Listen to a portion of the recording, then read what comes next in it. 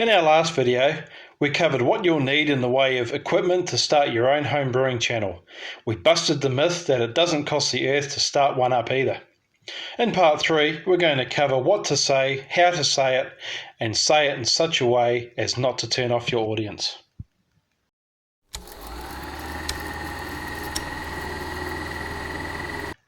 Without doubt, this is the hardest part of the entire content creation process. I'm not going to lie, this part of finding engaging content and actually producing it is challenging, especially if you're brand new to the whole making videos thing. So it is crucial that you decide what you are going to talk about, and equally as important that you do some research about what it is you've chosen. Think about it. If you don't know what you're going to talk about, or if what you are talking about is incorrect, your audience is immediately going to switch off and go to the next channel. So make sure what you are saying is truthful and can be backed up. When it comes to the subject of home brewing, Google is your friend. There is a vast wealth of knowledge to draw from. Podcasts, live streams, forums, as well as other content creators are a great source of information to collect from, as long as you keep your content original and don't plagiarize. To further reach out to not just the homebrewing audience, but to a much larger audience, if that is what they're looking to do. Social media strategy applications such as vidIQ and TubeBuddy are a great way of finding out who is watching your content, what people in general are watching, and how to come up with titles that will show up in whatever platform you've chosen. For most of us, learning how to make your own beer at home is at the very least a hobby. But for myself, it's something I'm passionate about. And in turn, this makes it so much easier to find content to upload to my channel. And I am almost able to do this on a weekly basis, which is a recommended time frame to allow new content, as this will tell the algorithm to push your content up. Creating content about something you enjoy is very important. Imagine how draining it would become if you were creating videos about something you found boring. Just remember, there is always something to discuss when it comes to the world of home brewing. Beer reviews are always very popular, as long as you don't waffle too much. Find a beer you love or always wanted to try and talk about it. Unboxing videos are another popular subject. If you've made a new brewing purchase, get it on video. Been invited to a home brewing convention or festival?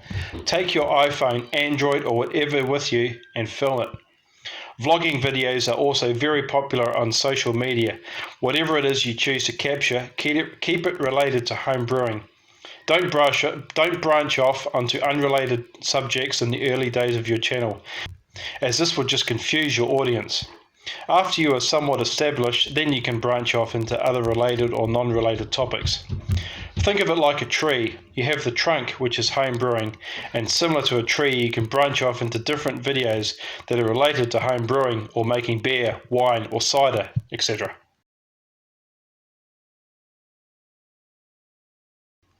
Building the home brewing channel is all about attracting your key demographic. This way your channel will grow, which in turn will attract views and subscriptions. This is why sub for sub requests simply don't work.